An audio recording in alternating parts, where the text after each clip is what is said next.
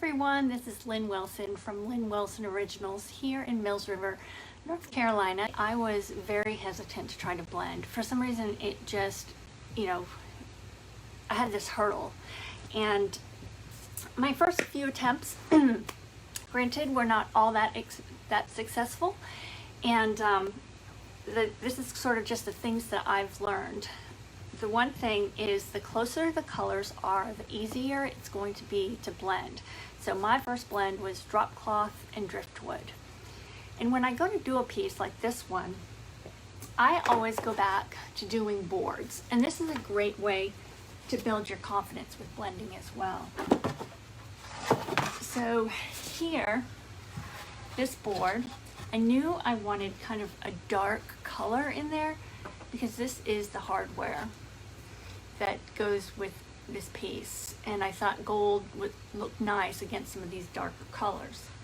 So I experimented, and here we can see my colors. I experimented with muscadine wine, aubergine, plum crazy, and this is soft pink, and when I blended those two I got something that almost looks like peony. And ultimately what I decided on was Stormy Seas, Antebellum Blue, Stormy Seas, and Driftwood. So what I do when I first am going to do a blend is I lay my paint colors out where I think approximately they're gonna go, which is this piece here. And then I'm at my second step now with this. Before I go on, I want to talk to you a little bit about tools. I use 5 brushes when I'm doing a 3-color blend. So if you're doing a 2-color blend, you'd use 3 brushes because you want 1 brush for each paint color. And these are my favorite Dixie Belle angled minis. They're very well used. Some of these are like 2 years old, so they really hold their value. And then I have blending brushes. And for these, this is the Dixie Belle flat medium, and this is the oval medium. I really like these because they're super soft. The bristles are very soft. So I'm going to go ahead and mist my paint brushes. And the mister bottle works better than like a regular spray bottle that you might use in your shower because it doesn't produce droplets of water. I don't know if you can see it. See how fine that mist is? Because when you get droplets of water, it can reactivate your paint where you don't want it reactivated. So now if you were very concerned about keeping your paints pure, you would probably want to pour your paints into a separate dish to do this. I don't mind getting just a little bit of my brush, getting a little bit of the different colors in my paint jars because it's kind of minimal. But I'm just going to start by putting the Antebellum Blue, a second coat of Antebellum Blue on here.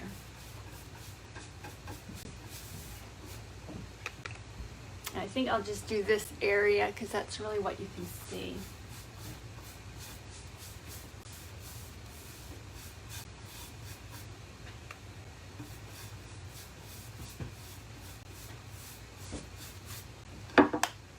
And then I'm going to use my Stormy Seas. Antebellum Blue is sort of a dark teal, and Stormy Seas, it has a little bit of bluish green in it as well, along with gray.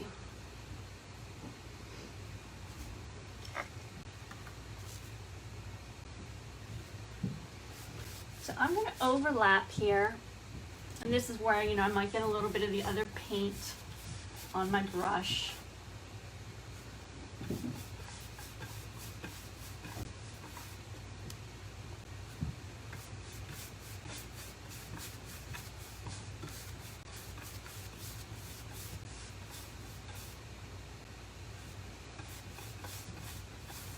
And I find the lightest color in the middle is the hardest to blend. So I try to make that area like my smallest area.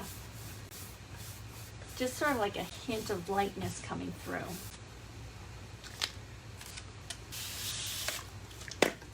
So now I'll take my blending brush, which is dry, and just kind of try to move each of the colors into one another. So I'm pulling down the Antebellum Blue, moving up the Stormy Seas, and I'm using a very light touch. You can cross hatch, little circles.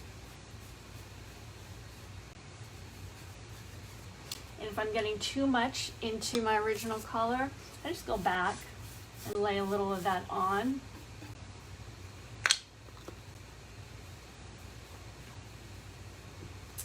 But I'm reminded of what Bob Ross says. When he's doing his clouds, he'll say, 3 hairs and some air. That's like how light of a touch you want to use.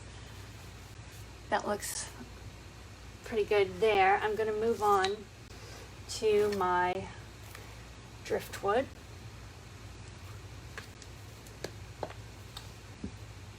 You can tell I like this color. It's a gray with a slight brown undertone to it. So I'm going to put my lightest color in here.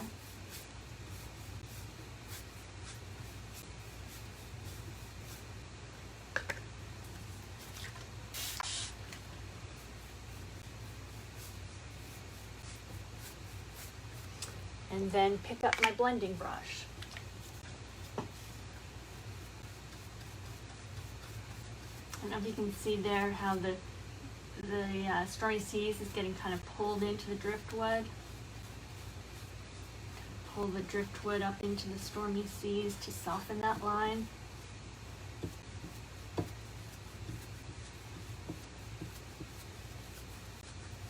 And I'm even going to take my Stormy Seas, because this is so light, I'm going to go over my Stormy Seas with just whatever's left on my Driftwood. Going to go over Driftwood with what is left on my brush from Stormy Seas.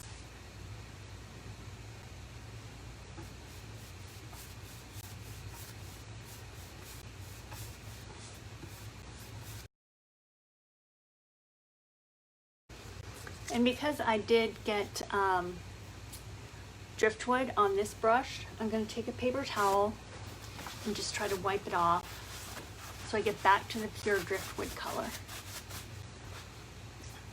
Or Stormy Seas. Sorry, I'm getting these all mixed up today.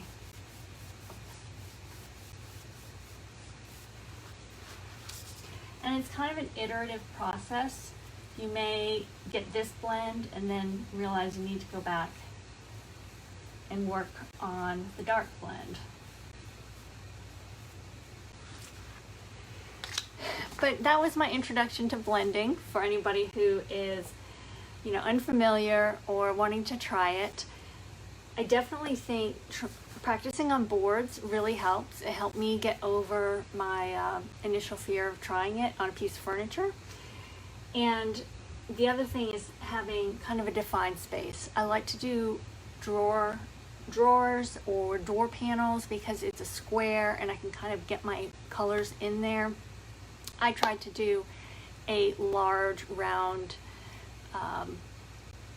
table once, and it was just, I couldn't see how to get my colors even. So stuff was getting too close to the edge, etc. I would just recommend, if this is something you want to try, start small. Even just do a 2-color blend. You could pick colors that are very close to one another, and it's a lot of fun once you get started. It's something you'll want to practice, and it does add a lot of depth and dimension to your furniture. So I really appreciate your watching. If you have any questions, feel free to put them in the comments and I'll be sure to address them. Thanks, have a great day.